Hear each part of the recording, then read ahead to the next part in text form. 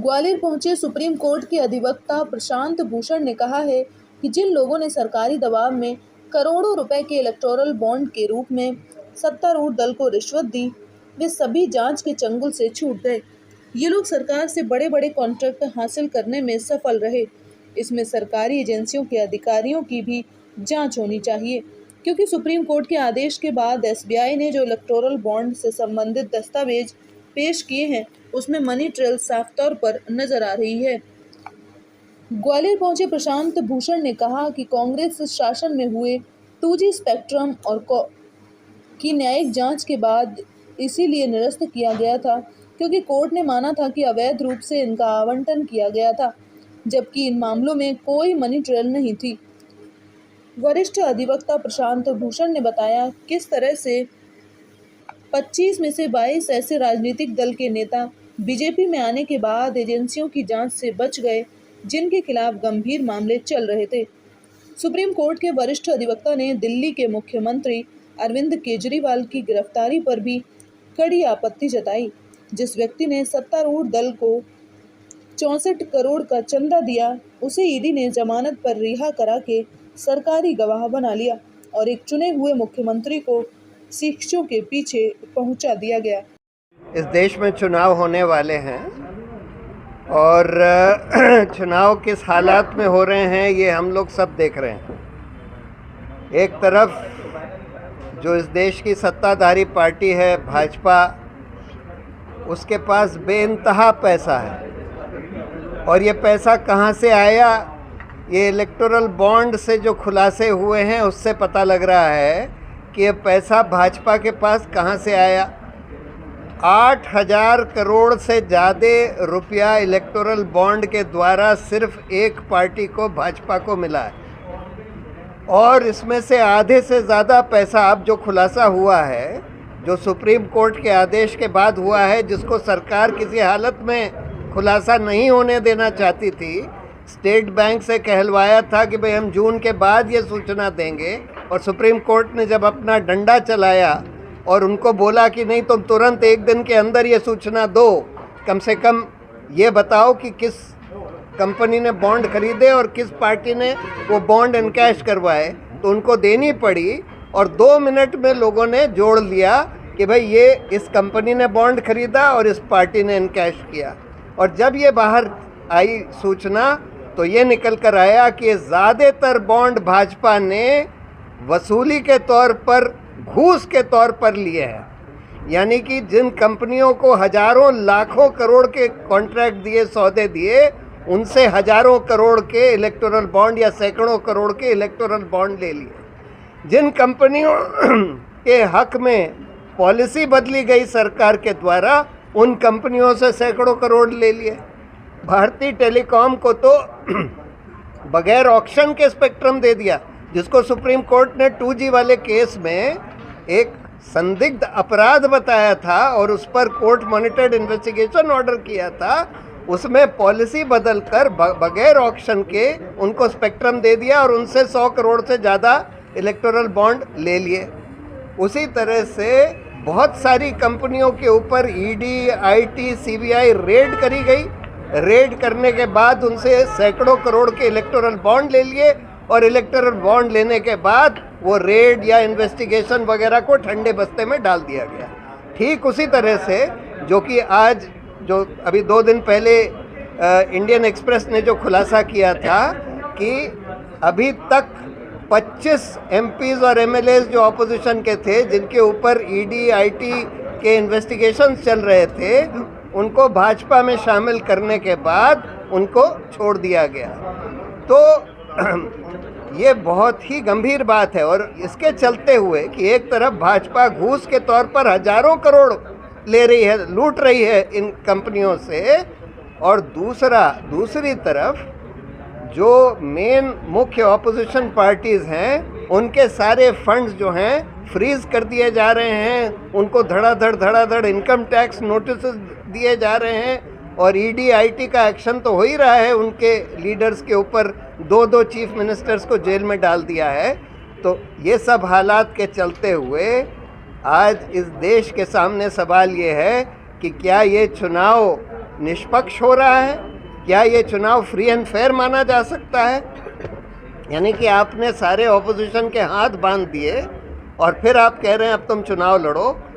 आपने हजारों करोड़ रुपया घूस के तौर पर ले लिया और उन पार्टियों के सारे फंड्स फ्रीज कर दिए और कह रहे हैं तुम चुनाव लड़ो। तो ये एक बहुत गंभीर मुद्दा आज देश के सामने है कि क्या इस देश में लोकतंत्र बचा है कि या तानाशाही चल रही है। नहीं, देखिए अगला स्टेप तो जो दिख रहा है कि ये सारा घूस के तौर पर इलेक्टोरल बॉन्ड का पैसा लिया गया, जबकि 2G और कोलगेट वाले केस में मनी ट्रेल नहीं था।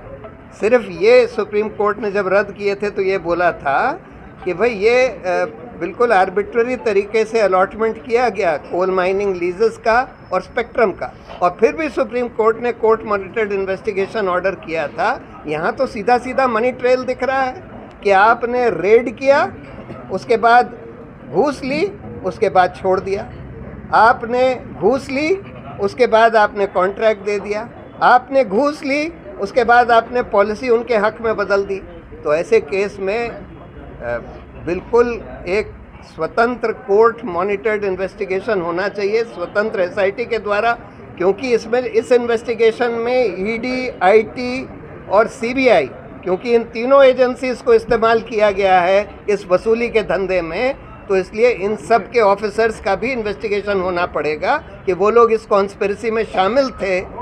कौन ऑफिसर्स इस कॉन्स्पिरेसी में शामिल थे जिनके ज़रिए ये रेड करी गई, उसके बाद इलेक्टोरल बॉन्ड लिए गए, उसके बाद उनको छोड़ दिया गया। लोग प्रश्न चिन्ह खड़े करते हैं, विपक्ष के नेता तो कहते हैं, आप क्या मानते हैं? अभी नहीं, हम लोग तो ADR की तरफ से जिसने ये इलेक्टोरल बॉन्ड की पिटिशन फाइल करी थी, उन्होंने EVM के बारे में भी पिटिशन फाइल करी हुई है, वो सुप्रीम कोर्ट में पेंडिंग है।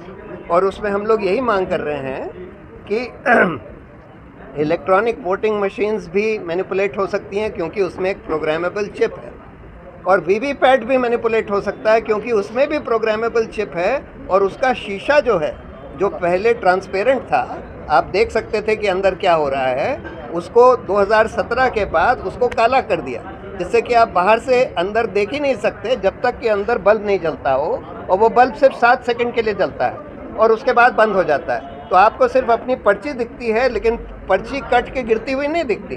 तो आप उसमें अगर ऐसा प्रोग्राम डाल दें कि अगर 2 लोग एक के बाद एक ऑपोजिशन पार्टी को वोट करते हैं, एक ही ऑपोजिशन पार्टी को वोट करते हैं, तो जिस जने को पहली स्लिप दिखाई गई, दूसरे जने को भी वही स्लिप दिखा दी जाएगी, क्योंकि वो कट के गिरेगी नहीं। जब दूसरी वोट कास्ट हो जाएगी, उसके बाद वो पर्ची कट के गिरेगी और एक और पर्ची छप जाएगी जो कि लेट से भाजपा की होगी, और वो भी कट के गिर जाएगी, और यही सिग्नल उसके EVM के कंट्रोल यूनिट में जाएगा। यानी कि 2 वोट किसी ऑपोजिशन पार्टी को पड़ी, उसमें से एक वोट जो है भाजपा को ट्रांसफ़र कर दी गई और एक पर्ची भी भाजपा को ट्रांसफ़र हो गई।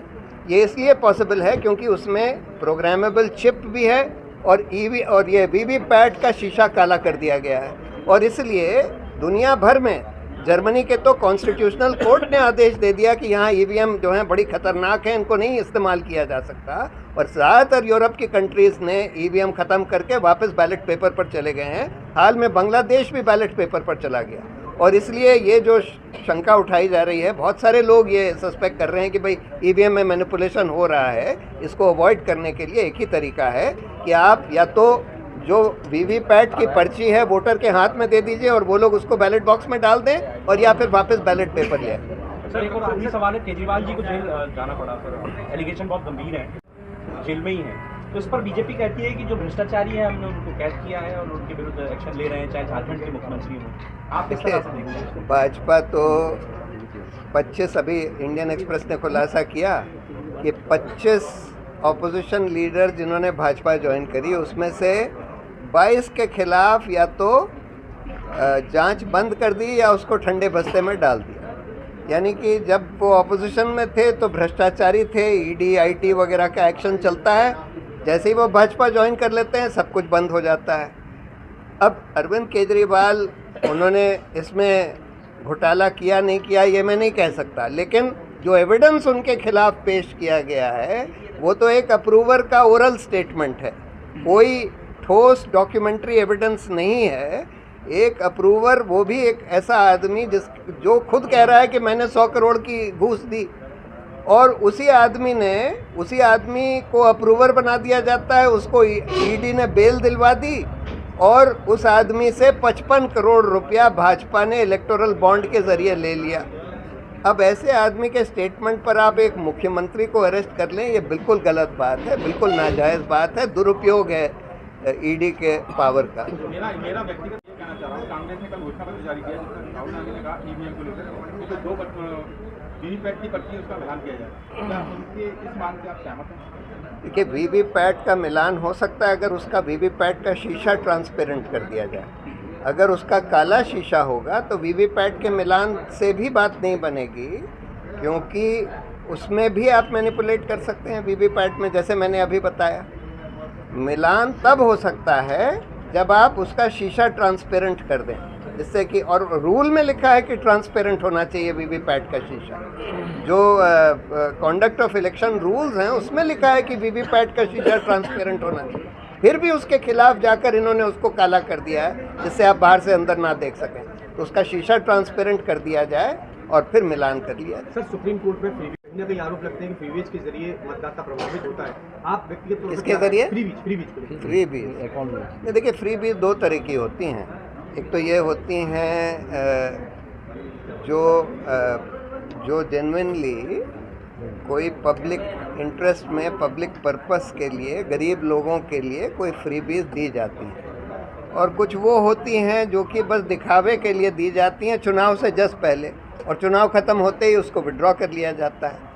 तो इसमें रूल ये होना चाहिए कि कायदे से कि इलेक्शन से कुछ महीने पहले इस तरह के फ्रीबीज सरकार ना अनाउंस करे। ये तो ठीक है कि आप अपने मैनिफेस्टो में कह सकते हैं कि भाई अगर हम पावर में आए तो फिर हम ये करेंगे या वो करेंगे, और अगर वो गरीब लोगों के लिए कोई फ्रीबीज की स्कीम हो तो ज़रूर फ्रीबीज आप दे सकते हैं, उसको बार नहीं किया जा सकता। लेकिन बार करना भी नहीं चाहिए, क्योंकि गरीब लोगों को बहुत सारे सब्सिडीज़ की ज़रूरत होती है, हेल्थ में, एजुकेशन में, बहुत सारी चीज़ों में। तो इसलिए बस ये इसमें ये ख्याल रखने की ज़रूरत है कि इलेक्शन से ठीक पहले, कम से कम उसके 4-6 महीने पहले एकदम से नहीं होनी चाहिए, जो कि बस एक चुनाव में लुभाने के लिए करी जाती है। Electoral bond